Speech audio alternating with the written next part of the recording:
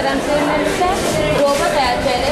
అయితే వైర్లెస్ యాంటీన్ మనకు ఉన్నది సార్. వైర్లెస్ ఉన్నాయి కానీ యాంటీన్ కొంచెం లాంగ్ ఉన్నాయి సార్. అవి కాకుండా వైర్లెస్ ఉండాలి ప్లస్ యాంటీన్ 1 మీటర్ ఉండాలి. శత్రువులు కనిపించకుండా 5 కిలోమీటర్స్ వెళ్ళాలి సార్. అది మనకు వీడియో ఆడియో సేమ్ కంప్యూటర్ చూపించాలి.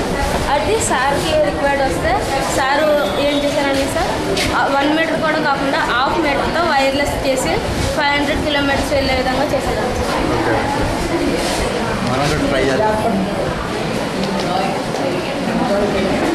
ఇప్పుడు నీ ఎక్స్పెరిమెంట్ ఎక్స్ప్లెయిన్ చేయండి.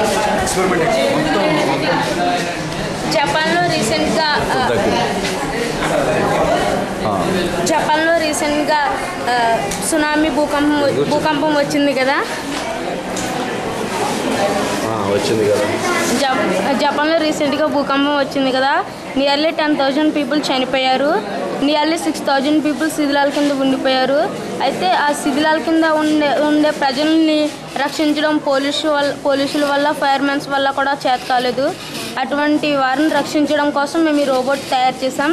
ఈ రోబోట్లో ఉన్న ప్రత్యేకతలు ఏమిటంటే ఇది చూడడానికి చిన్న పరిమాణంలో ఉండడం వలన ఏ చిన్న ప్లేసెస్లో కూడా వెళ్తుంది. ప్లస్ ఇది మామూలుగా ప్లేన్ ప్లేసెస్లోనే కాకుండా అప్ అండ్ డౌన్ ప్లేసెస్లో కూడా మూవ్ అవుతుంది.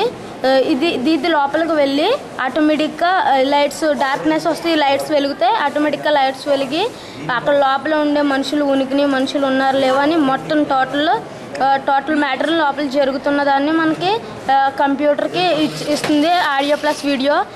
దీని యొక్క వీల్స్ ట్రయాంగిల్ షేప్లో ఉండడం వలన ఇది స్కిడ్ అయ్యే అవకాశాలు లేవు. ప్లస్ ఇవి బటన్స్ ఎర్త్కి కొంచెం అట్రాక్ట్ అవ్వడం వల్ల ఏమీ స్మూత్గా వెళ్ళే అవకాశాలు ఉన్నాయి. ఇది ప్లస్ దీని యొక్క మోటార్ సాధారణంగా మనం బైక్స్లో చూస్తే కొంచెం ఫ్రంట్కి ఉండి బ్యాక్ ఉంటుంది మోటార్. ఫ్రంట్ వీల్స్ వేరే విధంగా బ్యాక్ వీల్స్ వేరే విధంగా ఉంటాయి.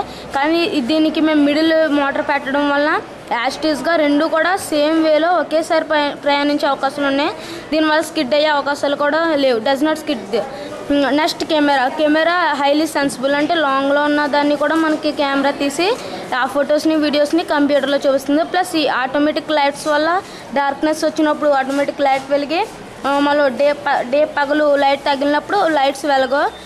నెక్స్ట్ దీన్ని ట్రాన్సిస్టర్ రిమోట్ ట్రాన్సిస్టర్ నుంచి యాంటీనాకి వస్తుంది. యాంటీనా నుంచి రిసీవర్కి వస్తుంది. రిసీవర్ నుంచి మోటార్కి వచ్చి ఆ మోటార్ పవర్ సోర్స్ని ఉపయోగించుకొని మూవ్ అవుతుంది.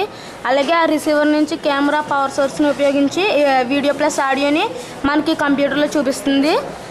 దీనివల్ల మనం కొన్ని వందల మంది ప్రాణాలను రక్షించవచ్చు. ప్లస్ ఇది మామూలు ప్లేన్ సర్ఫేసెస్ ఇవే కాకుండా వాటర్లో కూడా సునామీస్లో కూడా ప్రయాణిస్తుంది.